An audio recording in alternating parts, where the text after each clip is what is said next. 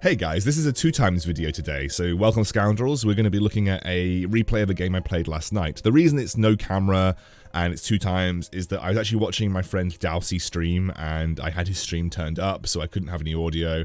And I kind of like felt like playing without the need to talk, and that actually makes me play better. When I'm not focused on talking, I actually end up playing way better. So this is a game where I felt like I played pretty well. And honestly, it was a game that I feel like the composition that I built was really strong. I feel like the composition that we built in this game was actually probably one of the strongest builds in the meta right now, so I'm going to talk to you about it. But first, a really important announcement. I got Valorant access today, so I'll be playing Valorant later today. And me and a fellow League of Legends caster, if you follow League of Legends at all, you might know him, he's called Medic. We are going to be creating a YouTube channel doing educational and kind of like Valorant based content. It will not be on my channel here. I'm going to reserve this channel for auto battlers and mobile gaming in general, so this channel will have Wild Rift later in the year when that comes out. But we're creating a separate YouTube channel that I'm going to link in the description below. So if you guys are interested, which I would hope you are, that'd be really nice if you are, if you could go to the channel link in the description below and drop a sub, I would be ever so grateful. Essentially, if you're interested in just seeing me and Medic hang out and play games together, and me and Medic also do some educational content, that would be awesome. We're basically going to be running the channel together, so if you want to go and check us out, and me playing with, you know, Riot casters, and there'll probably be some League of Legends pro players on the channel at some point. We're going to be looking to get a lot of guests on. Please feel free to go and drop a sub. If you know who Medic is, he used to cast Vainglory as well, if any of you are Vainglory followers. So yeah. Right, let's get on to the game. Now I should sort of be basically focused on what we're doing. You may have seen I dropped a load of units to buy up the Lightblade Knight and the Hell Knight. I actually really like buying Lightblade Knight and Hell Knight as a combo early on because it gives me that access into a strong Knight composition if we end up 2-starring either of them. So if you 2-star either of those units, you end up with a strong Knight composition in the early game, so that's why I like to buy them as a combo early on. But Lightblade Knight as a level 1 is garbage. She really is bad, so I don't usually put her on the field unless I absolutely have to or I have nothing better to put on. Hell Knight functions just as well by himself. Obviously, he doesn't get the Knight Shield, but honestly, Lightblade Knight does almost no damage, to be completely honest with you. So that's why I don't use her for the most part. I level up here because I think it's important, and I put her on only because she's probably better than Frost Knight. You know, when I said Lightblade Knight is garbage, Frost Knight's more garbage for the most part. So I put her on alongside my Skybreaker to allow myself to get the 2 mech and 2 Knight bonus. The 2 Knight chance is pretty low, but it is still a chance nonetheless. So obviously it's pretty solid to have her on when possible. But you know, I'd rather have an Argali Knight, for instance. If I'd always put an Argali Knight and a Hell Knight on the field together. But Lightblade Knight, I tend to avoid putting on if I can help it. For instance, I sacrifice her here for the Goblin bonus because I think the Goblin bonus is better early game than it is just to have the 2 Knight bonus. So what I'm going to be doing now over the course of the next few rounds is utilizing something called the blacklist. You might know what that is, but if you don't, I'm going to explain it. After round 5, if you don't take a unit in the shop, so for instance, every unit that I haven't bought in the shop this round will not show up for 2 rounds. So on the current screen, Poisonous Worm, Egersis Ranger, and Winter Carup Terran shouldn't show up for the next 2 rounds. I'm going to be utilizing this to essentially try and force Knights. So I'm going to be buying Knights, and I'll be buying anything that might add a bit of supplementary help to my early game. But for the most part, we're going to be looking to avoid anything that isn't Knights, which is obviously important.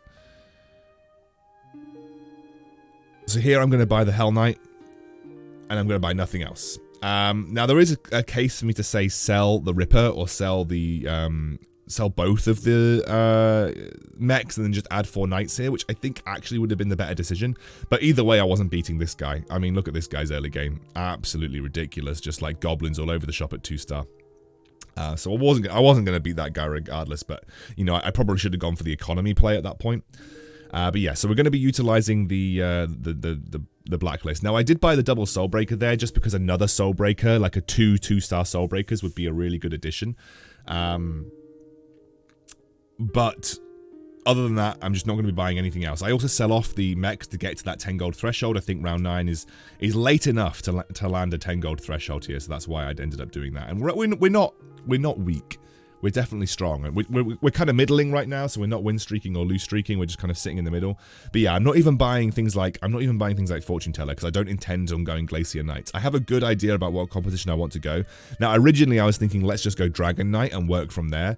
But you'll see exactly why I make the decisions that I make to get to the composition that I'm at. Mainly because I didn't really have many wooden clubs. No wooden clubs dropped, so I didn't really have a good setup for a Lightblade Knight.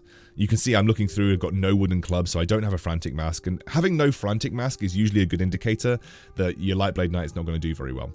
I do sell the double Soulbreaker here, only just because I'm very unlikely to end up wanting to use another Soulbreaker if I find one, but again, utilizing the blacklist. Notice how I'm not buying anything unless it is completely relevant to Knights. In fact, I'm not even buying any supplementary units like Dragons, I'm just buying Knights. I want to increase the blacklist size to be able to make sure that the only thing that I'm buying is going to be those Knights. So I'm not going to buy anything here either. Literally nothing. I end up rolling a little bit, and buying the Umbra. So this is something that basically defined my composition. I decided to roll a little bit because I felt like I wasn't in a strong position, and I thought I could sacrifice some economy to potentially find a 2-star Hell Knight, and I was really aiming for a 2-star Hell Knight, if I'm completely honest with you. That's what I was going for. But what you can see is I ended up picking up a 2-star Umbra, and I do get the 2-star Hell Knight now, which is great, so I kind of get rewarded for being a bit more aggressive in my rolling, but the reason I went for the Umbra is because I was thinking, okay, that's like the best case dragon that I can get for my Dragon Knight later on, because obviously you want to play the Egersis bonus for free with dragons, so that's why I've done it. So I take the 2-star Umbra, and that is basically a defining moment in this game. And also, this has taught me a little bit about being more aggressive with my rolling. I decided at that point that I was at around 60 HP. I was like, well, I'm not doing very well. I have very few knights. Maybe I can roll a little bit now and find the knights that I need. I didn't find the knights that I need, but I did find that Umbra, which is pretty defining in terms of where this composition is headed and going. I don't know what I did with that Agali Knight. Did I just not buy it? Well, if I didn't buy the Agali Knight, that was a huge error. Really should have bought the Agali Knight. I thought that I did, but apparently I just did not buy the Agali Knight. But that nonetheless, perfectly fine. We'll find the you only need an Agali Knight at 2-star. And right now I'm running with the Lightblade Knight in the hopes that I can use the Lightblade Knight to get some sort of strong DPS output. But we'll talk about what happens to that a little bit later on. Okay, at this stage of the game, I am now just kind of waiting to get to level 7, and then eventually look to get to level 8, because level 8 is where this composition really comes online. But as you can see, I'm kind of losing to pretty much everybody right now. This is partly due to the fact that I don't really have much damage. That is probably the main issue that I'm facing right now. I don't really have much damage to work with. So what I'm going to do on the next round is I'm going to level up to level 7, and I'm also going to buy the Egersis Ranger here, mainly because I want to put something in, but also it adds the potential for a 4 Egersis, which is what I'm looking for at the end of the day. Still don't have much damage though. Again, no 2-star Lightblade Knight. There is a guy that is actually picking up Lightblade Knights, and I don't have any extra Lightblade Knights to work with. So my damage is just very low at this point in time. Now, I'm not losing horrendously. I am actually trading back versus a lot of these comps fairly well, but in general, we are not doing particularly well. We are losing a lot of games, and as you can see, we just take a massive beating almost every single round. So this is the point in the game where I'm like, okay, I actually need to start doing some rolling and start looking for things. I found another 2-star Lightblade Knight, and I roll down to around 30. Now, the reason that I've done this is I actually put the Siren in. The reason I put the Siren in is because I think this is going to be a really important. Having a 2-star Siren, especially if I can get those magic crystals on her, is going to allow me to have a much greater amount of CC and damage output than I would have done previously. But you can see I'm now at 18 HP. The plan from here, when you're in this situation, is if you can beat the neutral round, don't bother rolling, which obviously I can. I sell the Lightblade Knight. The reason I sell the Lightblade Knight is because we're quite clearly not going to be able to get a Lightblade Knight 2, so quite clearly going to struggle with that. And obviously, after this round, we're going to be basically on death's door if we don't do something drastic. So what I'm going to be doing after this is leveling to level 8. I'm going to pick up those dragons, and I'm just going to hope that I find a Dragon Knight. So basically what I'm looking for here is a Dragon Knight, which I find, I sell off, and I get the dragon bonus, And I think this is now good enough for me to start beating people. I actually genuinely think I'm in an okay situation right now. And I then start giving my magic crystals over to my Siren. And you can see I'm starting to do a little bit better. Now, really, I would not feel super secure until I get a Dragon Knight 2. So Dragon Knight 2 is really important here. Luckily, I find a Dragon Knight. Now, this isn't enough cause for me to start thinking about rolling down a bit more aggressively right now. And I roll down to 0 at this point in time, which is obviously not ideal. I don't have any gold to work with, but I do have almost a 3-star Hell Knight, and once I get a 3-star Hell Knight, I'm in a great spot, and I'm very close to finding a 2-star Dragon Knight. And as soon as I find a 2-star Dragon Knight, I've got the splash damage with the Egersis, which is super good. Like this, and then obviously I have the Hunter bonus as well, and I'm going to have the Siren, so if Siren's ultimate goes off, that's going to increase physical damage that everybody takes. So it's just a very strong combo. I'm actually going to sell the Soul Reaper here because I'm not going to be going to level 9 anytime soon. In fact, I will not be going to level 9 until I've found a 2-star Dragon Knight and probably a 3-star Hell Knight. And obviously, I'd really love to find a 2-star Siren, but that's not as important as finding a 2-star Dragon Knight. But we're now actually starting to beat people, which is working out really nicely because we're 18 HP and obviously in a rough spot. But from this point forward, it's all about trying to get that 2-star Dragon Knight, and it's about trying to get the 3-star Hell Knight. Once I get those two in particular units, we are in a much better position overall. And I think that's probably where we're going to be able to sort of bring this fight back. And I actually end up rolling a bit more aggressively. I find the 3-star Hell Knight, which is huge because I've given him so many defensive items that he's super strong. Not many offensive items, but that's perfectly okay. And once I find the 2-star Dragon Knight, I actually don't think there are many comps that are going to be able to beat me, just because I have such a strong damage base, but also I have that really beefy demon tank, which is just going to be huge damage output and very hard to kill as well. So we're now in a really strong spot, and I think as soon as we find that 2-star Dragon Knight, we're saving to go to level 9, and as soon as we're level 9, we're adding in Soul Reaper. Soul Reaper basically gives us the 4 Egersis, which deals with the warrior bonus, which deals with the warrior compositions, but also the splash damage from my Dragon Knight will just be insane. And there's the 2-star Dragon Knight. Now, you might ask why I took the Refresher Orb. I actually think the Refresher Orb is the most impactful item I could have got from that situation. Yes, I could have got some more tanky items for my Hell Knight, but I think that the Refresher Orb was just the better choice, especially if I can find a 2-star Siren. That basically means that she can get a huge amount of CC off in any one round. And you can see here, the CC goes down, and she just throws another one out, and that allows me to win this round pretty convincingly. I locked up the Fallen Witcher, which may have ended my streak if I hadn't had that Siren with the double Refresher Orb right there, which was important.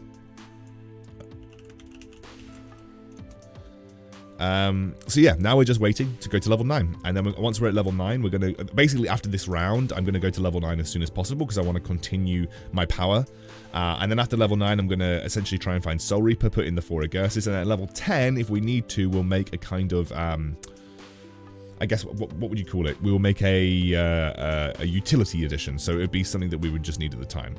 So now is the point where I'll go to level 9, and then I'm going to roll down. Luckily, I find 2 Soul Reapers immediately, and that gives me the 4 Egersis, which is just going to make this composition like silly strong. Like, this composition just becomes ridiculously strong at this point, just because the damage that just look at the damage that my Dragon Knight does.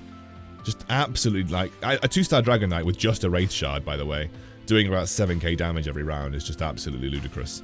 I find Barbaric Cuirass, which is obviously really good as well, versus Hunter builds, for instance. And what I'm rolling for now is I'm rolling for Siren 2 and obviously Soul Reaper 2, which would be much appreciated. But yes, Siren.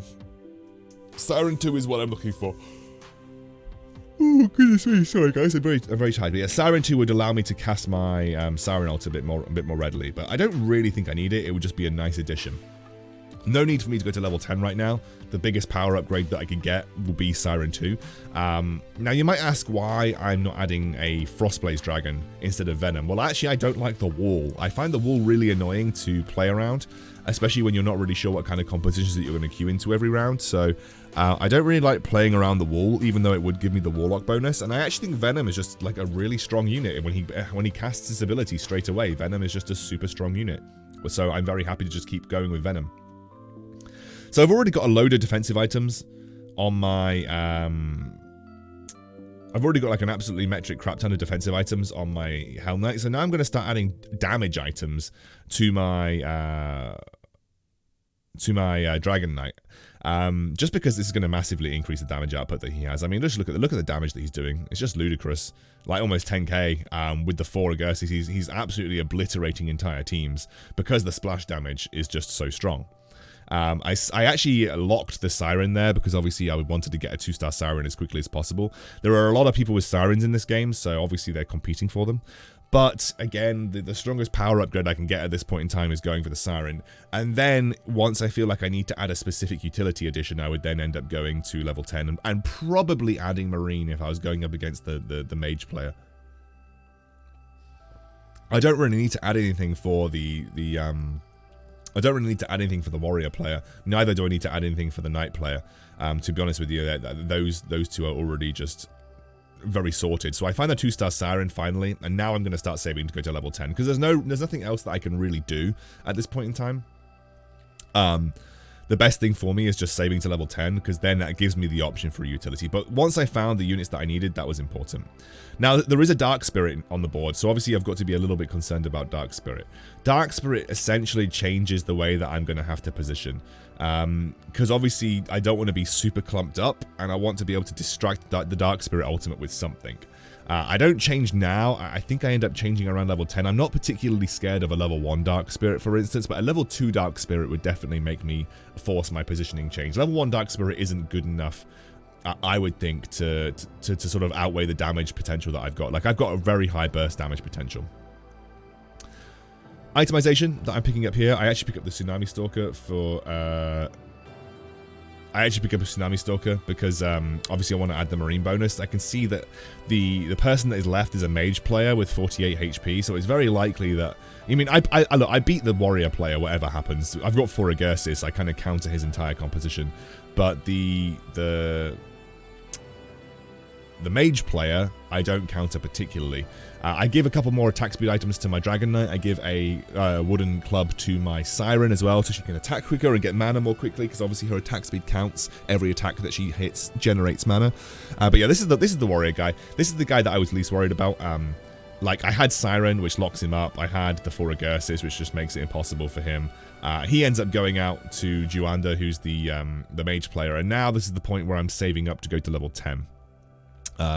Once I go to level 10, I'm basically, I'm going to go now. I'm basically just going to add Tsunami Stalker, which gives me the Marine bonus. So on top of the fact that I've got the 4 Knights, which can generate huge magic resist shields anyway, I'm going to have the Marine bonus for everybody else. So that's great as well. And you can see that, okay, like most of my stuff gets wiped out by his Totoro Elder, but my Dragon Knight and my Hell Knight are still going strong, which is absolutely brilliant. And now I'm going to start repositioning, because he's over in that top... Most of his stuff is over in that top left corner, and I want to be directly opposite him. He wants to be like diagonal to me. I want to be directly opposite to him so that my Dragon Knight can start attacking the most important units as quickly as possible, which is why I've done this here. I just want my Dragon Knight to start attacking his units. I want my Hell Knight to get onto his backline as quickly as possible, and it just makes these rounds a little bit easier for me in general. He's also got a Dark Spirit, which is obviously something that I need to be worried about positioning for. I'm going to roll down. I found a couple of eggs. I'm basically looking for a 2-star Tsunami Stalker at this point. But that Dark Spirit 2 has now basically made me think about my positioning, because you can see, like, it hits my backline and it gets a little bit tense again. Like, 2 units winning the round is not good enough for me. I want to be a bit more aggressive with it. So I have to think about a way to essentially reposition my stuff. So what I'm going to do on this round is utilize the Macro effect. You can see that I've got Umbra and Dark Spirit as the 2 units that are at the front and the back of my composition. I'm only using Dark Spirit to beat the neutral round. So I'm actually telling a guy who was watching me, Criminal, who actually watches a lot of my games. He's like my little cheerleader, man. He's great.